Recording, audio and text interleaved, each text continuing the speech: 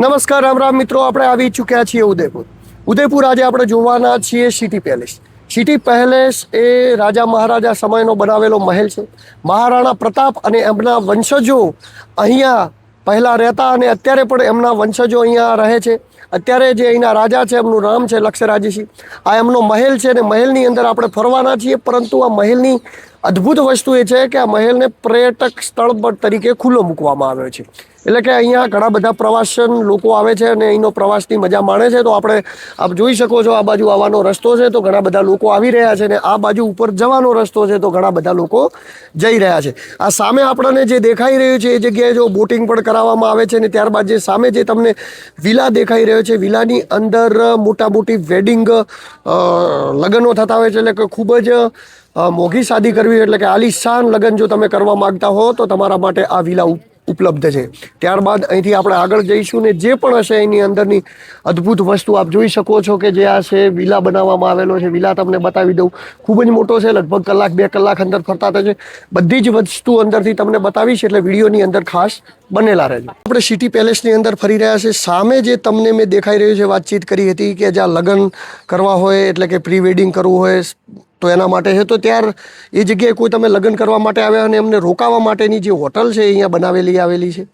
એટલે કે આ હોટલ જે સામે તમને દેખાઈ રહી છે, આની અંદર તમે તમારા પરિવાર ક્યારે પણ પ્રી વેડિંગ કરવા માટે આવે, જો કે આપણા માટે અહીંયા ખૂબ જ કોસ્ટલી પડી જાય, પરંતુ તેમ છતાં પણ જે લોકો અહીંયા આવે છે એમના માટે અહીંયા રહેવાની વ્યવસ્થા કરેલી છે. મિત્રો, આપણે જઈ રહ્યા છીએ કિલ્લાની અંદર. અહીંથી હવે કિલ્લો શરૂઆત થઈ જાય છે અને આ રસ્તો છે, રસ્તા ઉપર ચડીને આપણે સંપૂર્ણ કિલ્લાની અંદર ફરવાનું છે. તો કેવી બહુ મજા આવશે, આ વિડીયોની અંદર બનેલા રહેજો. મિત્રો, જે આ હોટલ બનાવેલી છે, હોટલ ફતેહ પ્રકાશ પેલેસ ઉદયપુર. આ હોટલની અંદર જે વેડિંગ માટે લોકો આવે છે, કે જેમને અહીંયા લગ્ન પ્રસંગ માટે કરીને જે હોટલો બુક કરાવે છે એમના માટે કરીને અહીંયા રહેવાની વ્યવસ્થા કરેલી છે અને એ લોકો અહીંયા રહે છે. આપ જોઈ શકો છો એની એન્ટ્રી છે, અહીંયાથી એન્ટર થવા માટેનું છે. તો આ બધા જ લોકો ઇલેક્ટ્રિક રેલગાડીની અંદર આવી રહ્યા છે, જેમને અંદર જવા માટે, જેને પણ રેલગાડીની અંદર બેસી જવું એના માટે 50 રૂપિયા એક્સ્ટ્રા ટિકિટ લાગે છે. અને અહીંયાથી સિક્યુરિટી છે, કારણ કે સિક્યુરિટી એટલા માટે છે કે અહીંયાથી જે મહારાજ છે અત્યારે અહીંયા રહે છે અને એમના માટેની અહીંયા સિક્યુરિટી છે. આપ જોઈ શકો છો અહીંયા સામે ફોટા પણ પડાવે છે લોકો ઘણા બધા. અહીંથી હવે આપણે અંદર પ્રવેશી રહ્યા છે અને અંદર કેવું છે આપણે બતાવીશ. ખૂબ જ અદ્ભુત પેલેસ છે. તો દોસ્તો, જો અત્યારના જે અહીંના મહારાજ છે લક્ષરાજસિંહ, એમના રહેવા માટેની પ્રાઇવેટ જગ્યા છે. પ્રાઇવેટ એટલે કે આટલેથી લઈ અને આ સુધીની બધી જે જગ્યાની અંદર એ રહે છે ને આ બાજુ જે કિલ્લો છે બધું પર્યટન સ્થળ માટે ખુલ્લો મૂકવામાં આવ્યો છે. અહીંયા આપ જોઈ રહ્યા છો. તો સામે હું તમને બતાવું અહીંયાથી ઝૂમ કરીને, તો આ પ્રાઇવેટનું બોર્ડ મારેલું છે, પ્રાઇવેટ એમની સિક્યુરિટી છે. અને આ જે સામે જે મહેલ દેખાઈ રહ્યો છે, મહેલની અંદર એવું રહે છે. આ જે ગાડીઓ છે પણ લક્ષરાજની ગાડીઓ અહીંયા પડેલી છે.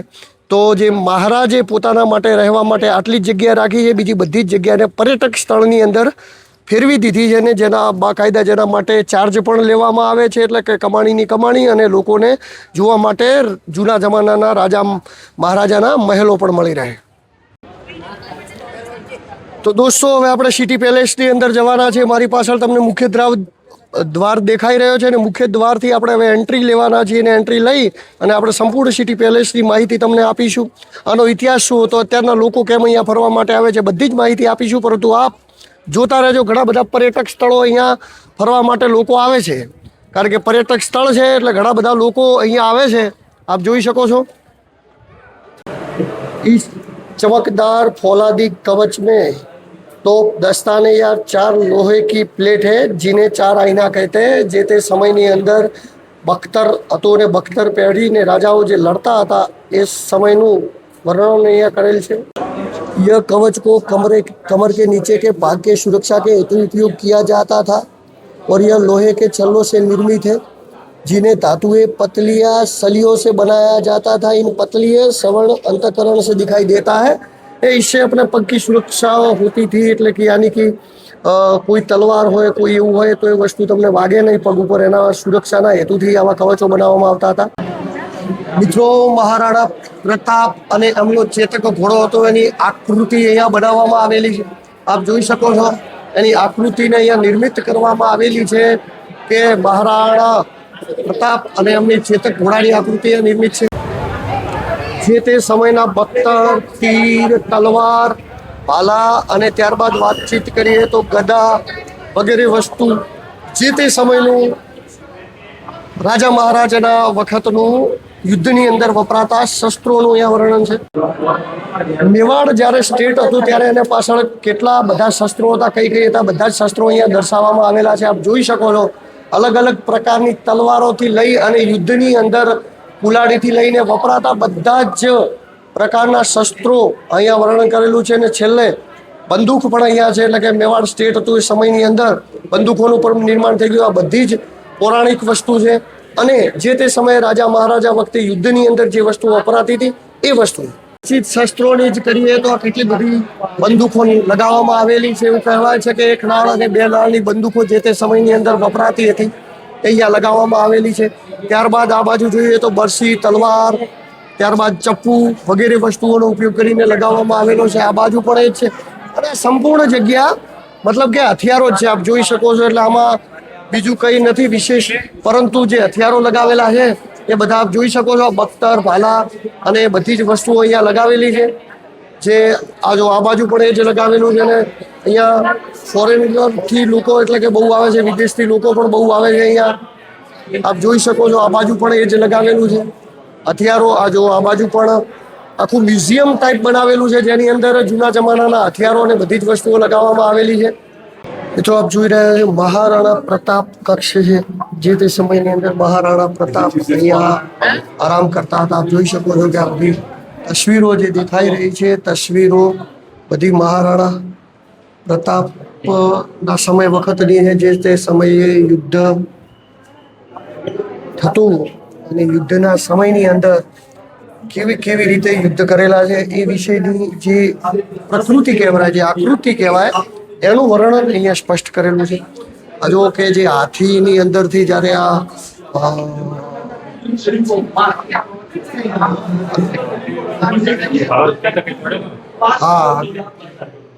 મહારાણા પ્રતાપે હલ્દી ઘાટીના યુદ્ધમાં માનસિંહને जैसुरवाले हाथी पर घोड़ा फेंक कर सांग मारना और मानसिंह का होद्दे से दुबक हो जाना. मतलब कि જે યુદ્ધ થયું તો એ યુદ્ધ વખતે મહારાણા પ્રતાપે માનસિંહને જે ભાલો માર્યો હતો ત્યારબાદ એમને પદભ્રષ્ટ કરવામાં આવ્યા હતા. અહીંયા જે દેખાઈ રહ્યું છે વક્ત કુવાક્યમ આયા खान बहलोत वाला तैग की उठान तुर्क, ये तुर्की भाषा में लिखा हुआ है या फिर संस्कृत भाषा में, पता नहीं कौन सी भाषा में, क्योंकि ये भाषा हमें समझ में नहीं आ रही, पर ये भी युद्ध का दृश्य है. મહારાણા પ્રતાપ જ્યારે યુદ્ધ કરતા હતા એ વખતે યુદ્ધની સમય વખતે જ્યારે એમનો ચેતક ઘોડો એ જ્યારે કૂદી જાય છે, પહાડ કૂદી એમનો જીવ બચાવે છે, અને જીવ બચાવ્યા પછી જ્યારે ચેતક ઘોડો અહીંયા થાકેલો હોય ત્યારે છેલ્લી વાર એની જે મુલાકાત કરી હતી એ मुलाकात नो दृश्य. घाटी की वो पावन मिट्टी है जिस पावन मिट्टी का बहुत बड़ा इतिहास है. इतिहास वो भी है कि हल्दी घाटी महासम्राट के संविधान संविधान के बारवर्धक योद्धा के अनुचित पराक्रम एवं बलिदान की यश गाथा गुणगान हल्दी घाटी की पावन मिट्टी. મિત્રો જે આ ચલચિત્ર છે, ચલચિત્ર જ્યારે અકબર અને મહારાણા પ્રતાપ વચ્ચે જે યુદ્ધ થતું હતું યુદ્ધનું ચલચિત્ર છે કે કઈ રીતે એ સમયે યુદ્ધ થતું હતું, કેવી રીતે લોહિયાળ જંગ ખેલાતો હતો અને કેવી રીતે મુગલ અને મહારાણા પ્રતાપ સલ્તનત વચ્ચે જે યુદ્ધ થતું હતું એનું આબેહૂબ દ્રશ્ય અહીંયા વર્ણન કરવામાં આવ્યું છે. આપણે પહેલા માળે છીએ, પહેલા માળેથી આપ જોઈ શકો છો કે બહારનો વ્યૂ કેટલો અદ્ભુત લાગી રહ્યો છે, અદ્ભુત વ્યૂ લાગી રહ્યો છે. આપણે પહેલા માળે પહોંચી ચૂક્યા છીએ. હજી આપણે જોઈશું કે અહીંયા કેવું કેવું છે. આ બાજુ હજી ઘણું બધું ફરવાનું છે. અહીંયા महाराज चतुर सिंह जी बापजी, वैसे तो वो महाराज थे परंतु 9 फरवरी 1880 में उनका जन्म हुआ था. उनके पिता का नाम था कर्राजी महाराज सूरज सिंह. इनका संक्षिप्त परिचय आपको दे तो इन्होंने इन्हें जीवन के काल के दरमियान भक्ति की भाव किया और ये जो इनकी उपलब्धियां है आपको दिखा रहा हूँ मैं यहाँ पे. તો એમાં તમે જોઈ શકો છો ઘણી બધી ઉપલબ્ધિઓ છે જેની અંદર આ બધી જ ઉપલબ્ધિઓ છે. એવો ભગત હતા એટલા માટે એવો પહાડી વિસ્તારની અંદર ચતુર્સિંહ નિજ કાપે ગંગાજલી ગીતા મેવાડી ટીકા કૃતિયા, હા તો ચોપડી બનાવીને રહેતા હતા. તો આ એમની સાધના કરતા હતા, યોગ્ય ધર્મ પુરુષ હતા. એમને રાજ્યપાઠમાં રસ ઓછો હતો અને એમને ભક્તિ ભાવમાં રસ વધારે હતો, એટલા માટે એમનું અહીંયા સ્પેશિયલ અલગથી આકૃતિ બનાવવામાં આવી છે. આપણે જે અહીંયા છે સેલ્ફી પોઈન્ટ છે, અહીંયા લોકો સેલ્ફી અને ફોટોગ્રાફી એટલા માટે પણ આવે છે કારણ કે અહીંયાથી તમે જુઓ કે બહારનો જે લેક છે, લેક અદ્ભુત દેખાઈ રહ્યો છે. બરોબર, આપ જોઈ શકો છો અહીંથી આ બહારનો જે નજારો છે આખા ઉદયપુરનો, આ નજારા માટે કરીને જ લોકો અહીંયા જો કેવો સામે અદ્ભુત નજારો છે, આ નજારા માટે કરીને અહીંયા લોકો ખાસ ફોટાને એવું બધું પડાવતા હોય છે. મિત્રો, આપણે અત્યારે જે જગ્યાએ ફરી રહ્યા છીએ જગ્યા છે સભાગૃહ. મેવાડ જ્યારે મતલબ કે સામ્રાજ્ય હતું, જે તે સમયે મેવાડની અંદર રાજા મહારાજાઓ રાજ્ય કરતા હતા. આજે પણ આ કિલ્લો એ મહારાજ સંભાળે છે, પરંતુ જે તે સમયે મહારાજાનું સ્થાપત્ય હતું એ સમયે આ જગ્યાને સભાગૃહ તરીકે માનવામાં આવ્યો હતો. એટલે કે અહીંયા કોઈ જગ્યાની ચર્ચા થતી હોય, કોઈ વાતચીત કરવી હોય, કોઈ બહારથી લોકો આવ્યા હોય તો બધા માટે બેઠકની વ્યવસ્થા હતી. કોઈ પ્રજાજનો આવ્યા હોય તો એ લોકો માટે પણ અહીંયા બેઠકની વ્યવસ્થા હતી. ને એક સુંદર મજાનું આપ જુઓ તો પથ્થરોમાંથી બનાવેલું આખું જ કિલ્લાની અંદર સુંદર મજાનું કામકાજ કરેલું છે. બધું જ એક જ પથ્થરની કોતરણી છે, મતલબ કે આ જો પથ્થરની અંદરથી બધું જ અહીંયા બનાવેલું છે, આપ જોઈ શકો છો સામે પણ. અને ખૂબ જ સુંદર મજાનું સભાગૃહ છે. મિત્રો, તમને મારી પાછળ જે ખુરશી દેખાઈ રહી છે, આ ખુરશી એ ખુરશી છે.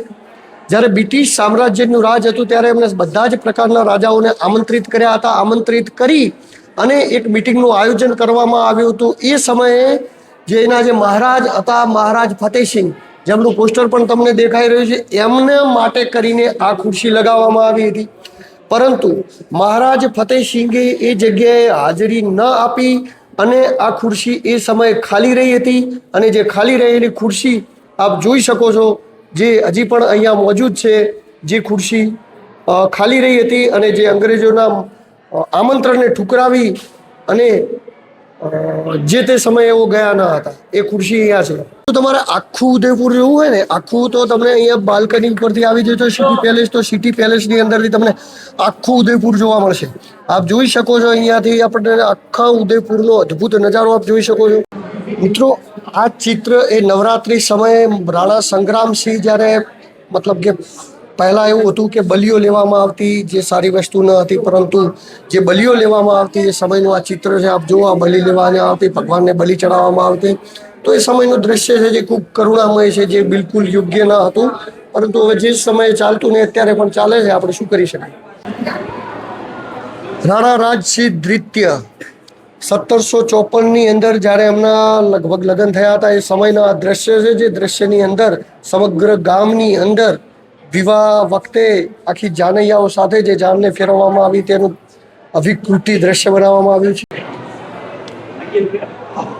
રાણી મહેલ છે, મહારાજાઓ જે પોતાના રાણી કક્ષની અંદર જે આરામ કરતા હતા એનું અભિવૃદ્ધ કરતું દ્રશ્ય છે, જેની અંદર દર્શાવવામાં આવ્યું છે કે મહારાજાઓ, રાણીઓ અને ત્યારબાદ દાસીઓ.